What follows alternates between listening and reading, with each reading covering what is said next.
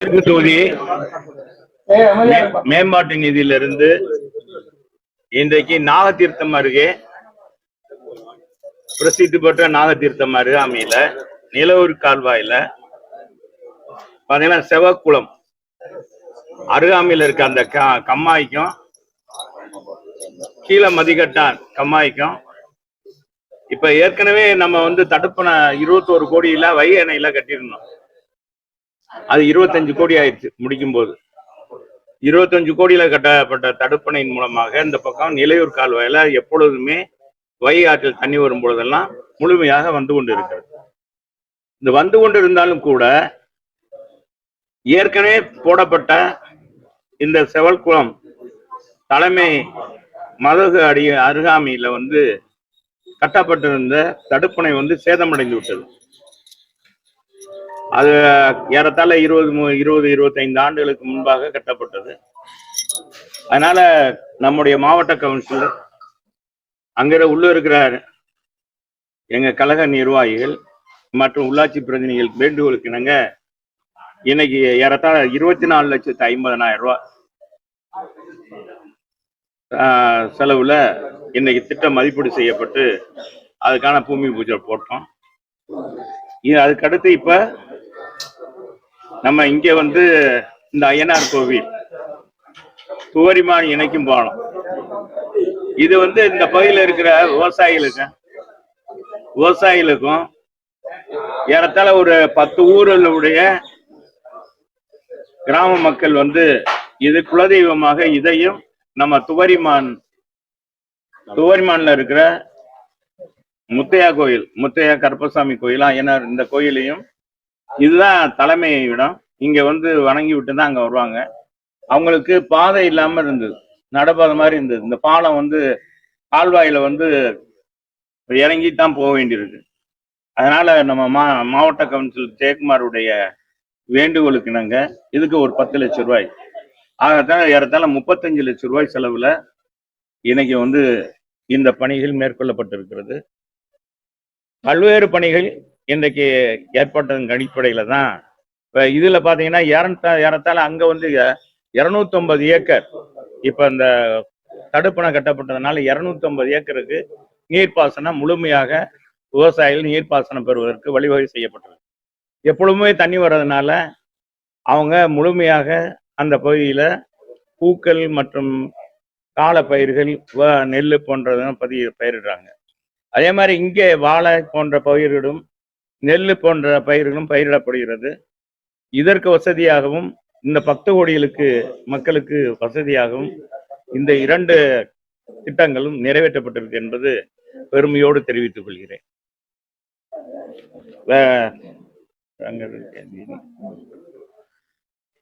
வேற என்ன சுட சுட என்ன சொல்லுங்க. விக்கிரவாண்டி தேர்தல் சொல்லுங்க.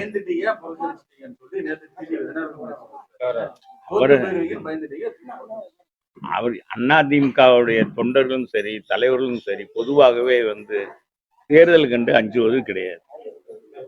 குறிப்பாக திராவிட முன்னேற்ற கழகம் ஆட்சியில் இருக்கின்ற பொழுதெல்லாம் பாத்தீங்கன்னா உங்களுக்கு தெரியும், இந்த அறிவியல் வளர்ச்சின்னு சொல்றாங்கல்ல, அறிவியல் வளர்ச்சியில புதுசு புதுசா கண்டுபிடிக்கிறாங்கப்பா. இந்த ரோபோட் என்னன்னா அதே பரிமாறுதான். இப்ப என்னன்னா குடும்ப ஃபேமிலிங்க மொத்தம்லாம் கொடுக்குதா. மனைவி தொந்தரவே இல்லாம இருக்கின்றதுக்கு வெளிநாட்டுலாம் இப்படி ஒரு பொம்மையை வாங்கி ரோபோட்டை வாங்கி வச்சுக்கிறாங்க. அது பாட்டு சொன்னதை செய்யுது. இப்ப ஹோட்டல்லையும் அது மாதிரி திமுக தேர்தலுக்கு செல்வா, தேர்தலுக்கு புது கண்டுபிடிப்பா.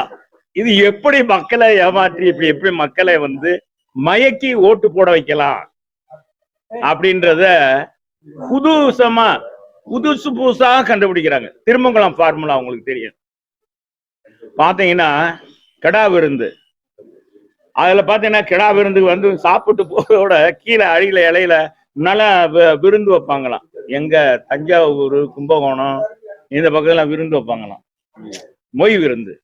இந்த மாவட்ட ஜெயக்குமார் மொய் விருந்து என்னன்னா அந்த குடும்பத்துல ரொம்ப நாள் கழிச்சு எந்த ஒரு நிகழ்ச்சி நடத்தாங்கன்னா அந்த மொய் விருந்துல என்னன்னா கீழே பணம் வச்சுட்டு போவாங்க. சாப்பிட்டு பணம் இவங்க வச்சுட்டு போவாங்க. இவங்க என்ன செஞ்சாங்க, அது மொய் விருது சாப்பிட்றவங்க வச்சுட்டு போவாங்க, அது எழுத மாட்டாங்க, அதுல வச்சுட்டு போவாங்க. இவங்க என்ன செஞ்சாங்க, மொய் விருந்தும் போட்டு கீழே பணமும் வச்சுட்டாங்க. இப்படி எல்லாம் செஞ்சாங்க. அப்புறம் பாத்தீங்கன்னா உங்களுக்கு தெரியும், ஒவ்வொரு இப்ப ஈரோடு சமீபத்தில் நடந்த ஈரோடு கிழக்கு தொகுதியில ஆடு மாடுகளை தொழுவத்தில் அடைக்கிறது தான் நம்ம பார்த்துருக்கோம். என்னப்பா ஜெகன் பார்த்துருக்கீங்களா? கிராமத்துக்கு போயிருக்கீங்களா? ஆடு இந்த செம்பரி இந்த அங்கங்க இது வைப்பாங்க. எங்க ஊர் எங்க வயக்காடுல கூட பாத்தீங்கன்னா மண்டை ஆட்டை போட்டு கொஞ்சம் இது பண்ணீங்கன்னா உரம் நைட்ல தங்க வச்சீங்கன்னா உரம் கிடைக்கும் அப்படின்னு சொல்லி கடை போடு. அந்த கடை போடுறது இதெல்லாம் தெரிய மாட்டேங்குது அப்பா. கடை போடுறது அந்த மாதிரி கடை போடுறது அது மாதிரி மக்களை போய் அடைச்சு வச்சாங்க. அப்புறம் பாத்தீங்கன்னா எத்தனை தடவை பாத்தீங்கன்னா நாங்களும் சொல்லி சொல்லி மாறினோம். அந்த மாவட்ட கவுன்சிலர் மாவட்ட ஆட்சியாளர் தான் எங்களுக்கு ஆர்வம். அந்த இதுல எலெக்ஷன் ஆபீசர் அவர்கிட்ட போய் பெட்டிஷன் நானே பேசினேன், நானே நேரடியா போய் பெட்டிஷன் கொடுத்தேன். No action. ஏன்னா அங்க இருக்கிற பூரா அமைச்சர்கள் தான் அதை செய்யறாங்க. அத்தனை அமைச்சர்களும் சரி மாவட்ட அங்க நின்றது காங்கிரஸோ நின்றதோ காங்கிரஸ், வேலை பார்த்ததோ திமுக.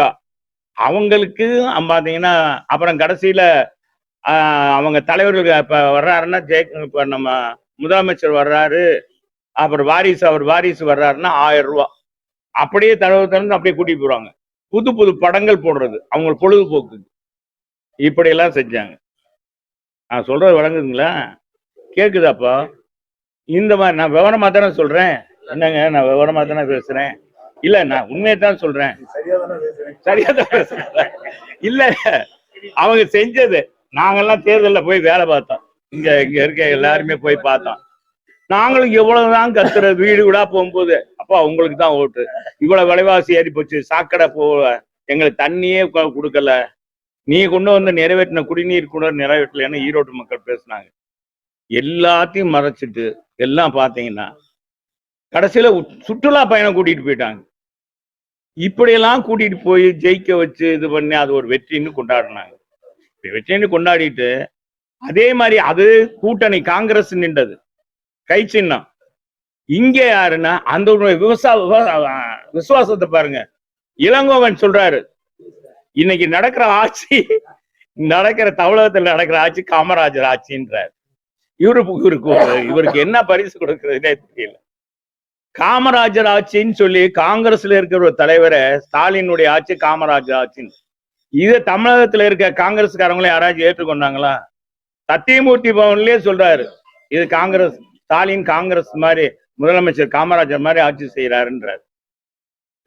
இப்படி இருக்கிற சூழ்நிலையில இந்த விக்கிரவாண்டி தேர்தலில் என்ன கான்செப்ட் வச்சிருக்காங்கன்னு தெரியல. அங்க ஜனநாயகம் தயாரிக்க போறதில்லை. என்ன விதமான தேர்தல் ஆணையம் எந்த வித நடவடிக்கையும் எடுக்க போறதில்லை. அப்புறம் அதுல போய் எதுக்கு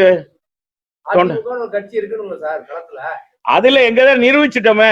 இப்ப நடந்து முடிஞ்ச நாடாளுமன்றத்துல விக்கிரவாண்டி தேர்தல்ல நாங்கள் எங்களுக்கும் இந்த ஜெயிச்சவங்களுக்கும் 6000 ஓட்டு தான் வித்தியாசம். திமுக இல்ல 6000 இல்ல இந்த ஒரு தேர்தல் இனி தேர்தல் வரும். இடைத்தேர்தல பொதுவா ஜனநாயகம் என்னைக்கு தேர்தல் ஆணையம் என்னைக்கு நாங்க ஸ்டிக்கா நடவடிக்கை எடுப்போம், இந்த மாதிரி சம்பவங்கள் எதுவும் நடக்காத கொண்டித்தொழுவில் கிடமாடு மாதிரி அடைக்காம கடை போடாம இந்த கொண்டித்தொழுவில் அடைக்காம இருக்கிற மாதிரி செஞ்சா பணம் கொடுக்காம இருந்தா அதிமுக நிச்சயமாக நிற்கும். ஜனநாயகத்தை நாங்க நம்புறோம், ஜனநாயகத்தை நாங்க இது பண்றோம். இப்ப கூட பாருங்க, நடந்து முடிந்த நாடாளுமன்ற தேர்தல்ல எத்தனை பேர் கூட்டணி, எத்தனை கட்சி கூட்டணி சேர்ந்திருக்காங்க. இன்னைக்கு முழுமையா 40 தொகுதியில வெற்றி பெற்றோம்னு சொல்றாங்க. நாங்க 2014 37 தொகுதியில வெற்றி பெற்றோம். எங்க அம்மா இருக்கும்போது கூட்டணியே இல்லாம நாங்க வெற்றி பெற்றோம். நாங்க ஆளுங்கட்சி தனித்து நின்று எங்க ரெட்டையில நின்றுச்சு. அது மாதிரி திராவிட முன்னேற்ற கழகம் நின்று இருக்கணும்ல. 234 தொகுதியில வந்துடும் சொல்றாங்க. நான் கேட்கிறேன், இந்த வெற்றியினால திமுக காரங்க மகிழ்ச்சி அடைஞ்சிருக்காங்களா? உண்மையான வெற்றியா? அது உண்மையான வெற்றி அல்ல. இது வாங்கப்பட்ட வெற்றி, மக்களை விலைபேசி வாங்கப்பட்ட வெற்றி. மற்றும் இத கூட்டணி கட்சி அத்தனை பேரையும் வச்சுக்கிட்டு நான் கேட்கிறேன், அவங்க கூட கூட்டணி வச்சிருக்கீங்களா? அவங்களுக்கு ஏன் எதுக்குங்க தனித்தனி கொள்கை? அவங்களும் திராவிட கொள்கைன்னு வச்சுக்கிறாங்க. திராவிட முன்னேற்ற என்ன தலைவரே, ஏன்னா திராவிட முன்னேற்ற கழகத்துடைய கொள்கை தான் எங்க கொள்கை அப்படின்னு கம்யூனிஸ்ட் எல்லாமே கட்சியை இது பண்ணிடலாம். ஏன்னா அவங்க அந்த கொள்கை பிரகாரம் கடந்த 3 ஆண்டுகளாக எந்த குரலும் கம்யூனிஸ்ட் கொடுக்கவே இல்லை. விவசாயிகள் பாதிச்சிருக்காங்க. அன்பு சகோதரர் திருமாவளவன் இருக்கிறாரு. வேங்க வயல் அங்க மலமே கொண்டாந்து கலக்க இதுல தண்ணி டேங்க்ல இது பண்ணாங்க. ஒரு பட்டியலின பெண்ணை கூட்டி போய் ஆசை வார்த்தை கூட்டி போய் ஒரு எம்எல்ஏ மாவட்ட செயலாளர் உடைய மகன் மருமகன் கொத்தடிமை மாறி வச்சு சூடு போட்டு வச்சிருந்தாங்க. இதை கேட்கல. பாத்தீங்கன்னா 10 ரூபா கூட விட்டதுனால அவரை பிடிச்சி செந்தில் பாலாஜி உள்ள போட்டு அதுக்கு எதிர்த்து கம்யூனிஸ்டுக்காரங்க எல்லாம் போய் கோயம்புத்தூர்ல போய் ஆர்ப்பாட்டம் போராட்டம் பண்ணாங்க. அப்ப அவங்களுக்கு எதுக்கு கொள்கை? நான் கேட்கிறேன். ஏப்பா நான் கேட்கறது நியாயமா என்னப்பா? என்ன தலைவரே நியாயமா என்னங்க? எதுக்குங்க தனித்தனி கொள்கை? அப்புறம் என்னங்க அவங்களுக்கு எல்லாத்தையும் துதி பாடிக்கிட்டு இருக்காங்க. இப்போ இந்த தேர்தலையும் அத்தனை பேர் நின்றுருக்காங்க. ஆனா எங்க பொதுச் செயலாளர் எடப்பாடியாரை பொறுத்தளவு 2 ஆளுங்கட்சியும் எதிர்த்திருக்கோம். நாங்க எங்க தொண்டர்கள் எதிர்த்து வேலை பார்த்திருக்காங்க. பணபலத்தை எதிர்த்து வேலை பார்த்திருக்காங்க. 2 ஆளுங்கட்சியினுடைய அதிகார பலத்தை எதிர்த்து வேலை பார்த்திருக்கோம். எங்க நிர்வாகிகள் பார்த்திருக்காங்க. ஆக பொதுச் செயலாளருடைய நியாயமான இது என்னன்னா அவருடைய தீர்வு நாங்க நிச்சயமாக மக்களுடைய மனநிலையை பார்க்கும்போது நிச்சயமாக எங்களுக்கு வாக்களிப்பாங்க. ஏன்னா இருக்க விலைவாசி, நடந்திருக்க தில்லுமுள்ள மாவட்ட ஆட்சித்தலைவர் பாதுகாப்பு இல்லை, விஓக்கு பாதுகாப்பு இல்லை, யாருக்கும் போலீஸுக்கு பாதுகாப்பு இல்லை, பெண் காவலருக்கு பாதுகாப்பு இல்லை. இந்த ஆட்சியில 3 ஆண்டுகள்ல எல்லாமே. இப்ப கூட ஒரு சின்ன சம்பவம், நாகத்தீர்த்தத்துக்கு அருகாமையில போயிட்டு இருக்கேன் நான். நீங்க பாத்தீங்களா? வேகமா ஒருத்தர் ஓடியாந்தார். நான் ஒரு நிழற்கூட கட்டி கொடுத்துருக்கேன். அங்க இருந்து ஓடியாந்து ஏதோ கோரிக்கை வைக்க போறாரு அப்படின்னு வந்தானே. அண்ணே என் பேர் கருப்பையானே, எங்க அப்பா பேர் வீரையானே. அண்ணே நான் கொடிமங்குளத்துல தானே இருக்கேன். என்னண்ணே 200 ரூபாய்க்கு மேல குவார்டர் விற்கிது, அதை கொஞ்சம் குறைக்க சொல்லுங்க, நீங்க எதுக்கோ கோரிக்கை வைக்கிறீங்க அப்படின்னு. என்னவோ என் மனைவி கூட எனக்கு கொஞ்சம் நான் கூட ஏதாச்சும் இருக்கும் ஜெயந்தி வேண்டாம் அப்படின்னு என் துறவியார்ட்ட. இல்லைங்க ஓடியாரா பாருங்க, அவர் ஓடியாரா, கொஞ்சம் வண்டி நிப்பாட்டியா அப்படின்னு டிரைவரை சொல்லி வண்டியை நிப்பாட்டு கேட்டா, அண்ணே சொல்லுவீங்களா அண்ணே, அண்ணே சொல்லுவீங்களா, ரொம்ப வேகமான ஆளா ஒரு சட்டமன்றம் கூட போதுனே, போய் குறைக்க சொல்லுங்கண்ணே, நீ சொல்லுங்க அப்படின்னு சொல்றாரு. இப்படி சம்பவங்கள நடக்குது. என்ன சொல்லுங்க, நீ சொல்லுங்க, வேற நீங்க தான் சொல்லணும்.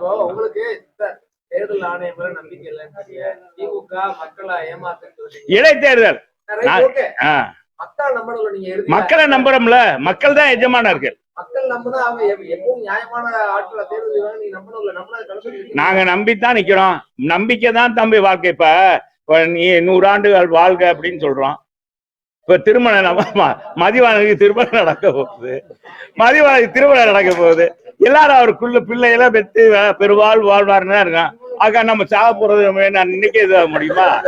என்ன தலைவாதீங்க, அதுக்கெல்லாம் இல்ல, அப்படி இல்ல, பொதுவா சொல்றேன். இல்ல நம்பிக்கை தான் வாழ்க்கை. அதனால மக்கள் மனநிலை மாறும். இது இன்னும் இப்ப 3 ஆண்டுகள்லயே மக்கள் இந்த துன்பப்பட்டிருக்காங்க. 2வது பொதுவாக தமிழ்நாட்டு மக்களுடைய குணபலம்ங்கிற எப்படின்னா, நாடாளுமன்றத்துக்கு ஒரு பார்வை இருக்கும், சட்டமன்றத்துக்கு ஒரு பார்வை இருக்கும். தங்களை ஆளக்கூடியவர் யார் என்பதுதான் பார்ப்பாங்க. உங்களுக்கு தெரியும் 80, நான் பல முறை எடுத்து சொல்லியிருக்கேன், 80ல இதே மாதிரி ஒரு பெரிய வெற்றி பெற்றாங்க. இதை காட்டிலும் பெரிய வெற்றி பெற்றாங்க.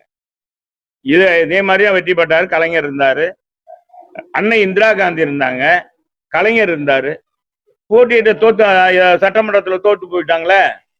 ஏறத்தால எங்க கூட்டணி அவர் எதிர்கட்சியா கூட வர முடியலையே. திமுக எத்தனை தேர்தல்ல திமுக புறக்கணிச்சு வைக்க, தேர்தல் நிக்கலையே, இடைத்தேர்தல் நிக்கலையே, டெபாசிட் காலியா இருக்கு ஆர்கே நகர்ல. அப்ப நாங்க என்ன சொல்றது? நாங்களாச்சும் தனித்து நின்றோம். இப்பவும் சொல்றேன், சவால் விடுறேன், நாம முதலமைச்சர், திராவிட முன்னேற்ற கழகத்துடைய அமைச்சர்கள் அத்தனை பேரும் தனித்து இனி வர்ற தேர்தல்ல எங்க கட்சி உதயசூரியன்ல நின்றா உங்க கூட்டணி கட்சி உங்களுக்கு கூட்டணி நீங்க உங்களுக்கு சீட், எங்க பொதுச் செயலாளர் ஓட்டு கேட்கணும், அவர் ஓட்டு கேட்கணும்.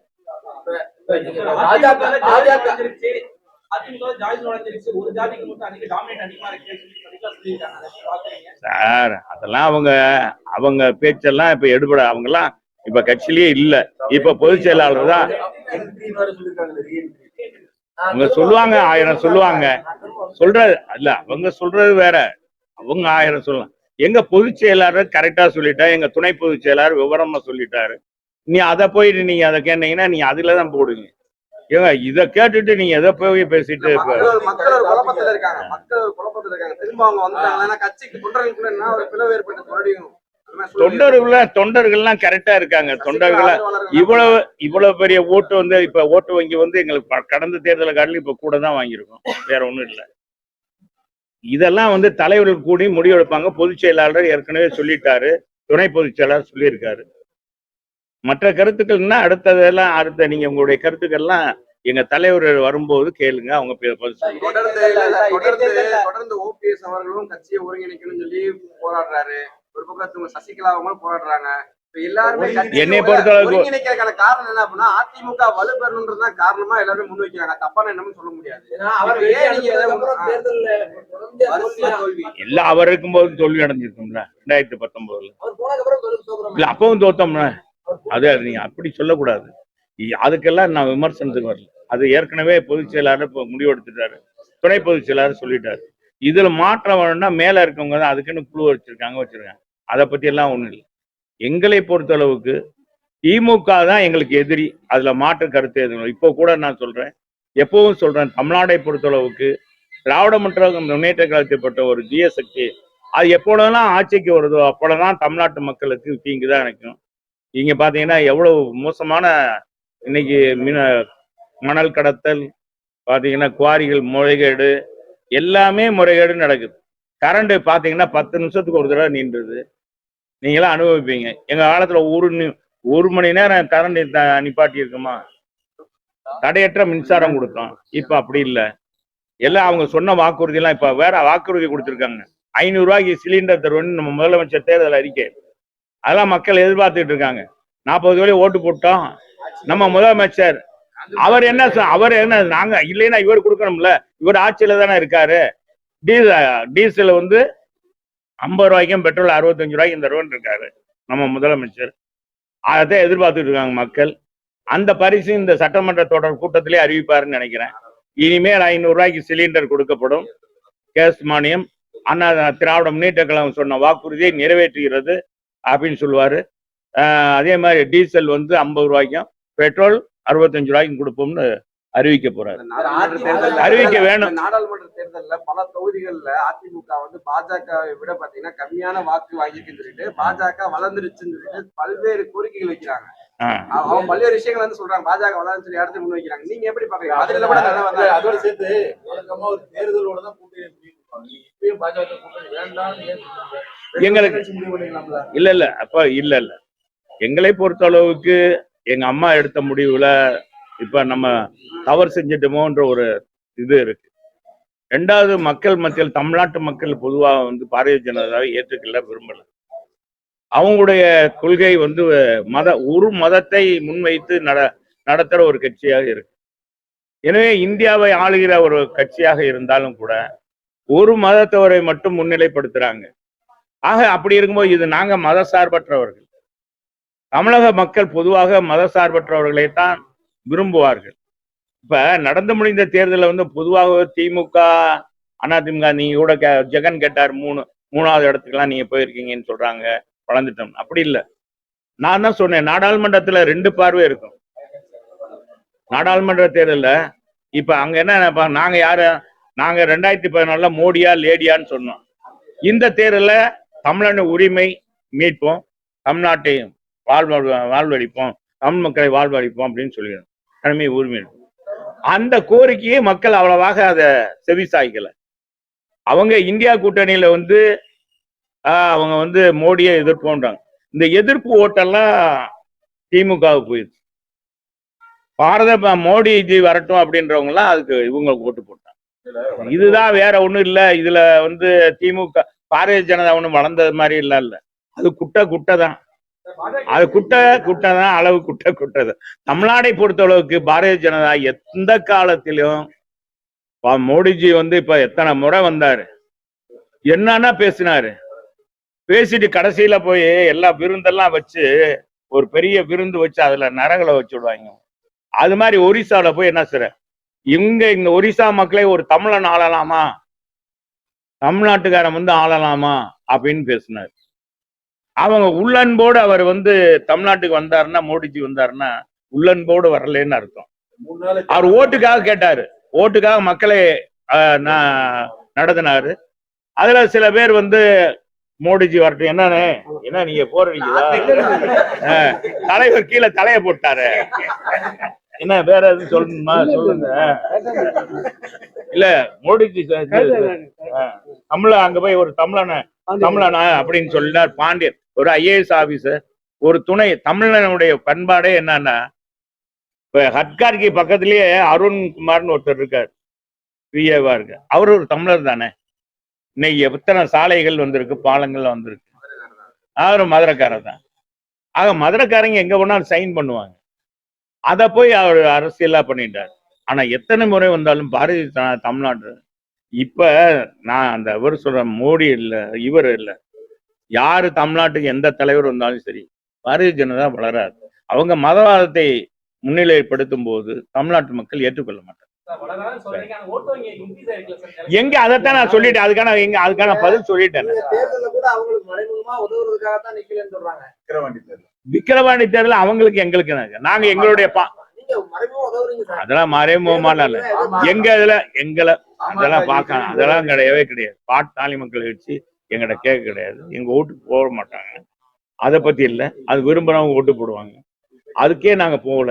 எங்களை பொறுத்தளவுக்கு ஜனநாயக படுகொலை நடக்கும், அங்க வந்து உண்மையான தேர்தல் ஜனநாயகம் இருக்காது. அத திமுக உடைய இது வந்து ஈமானுங்கன்னா அவருக்கு வேற, அவருடைய இது வேற, எங்களுடைய இது வேற இல்லை.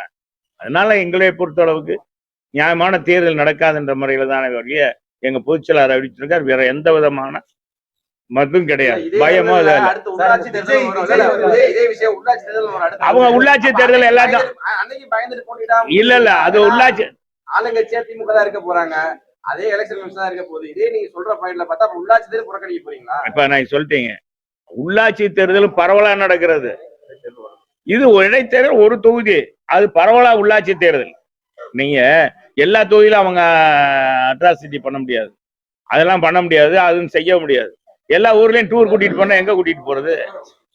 எல்லாம் இங்க மாநிலம் விட்டு மாநிலமா கூட்டிட்டு போய் எத்தனை பஸ் வேணும்? ட்ரெயினை வச்சுக்கிட்டா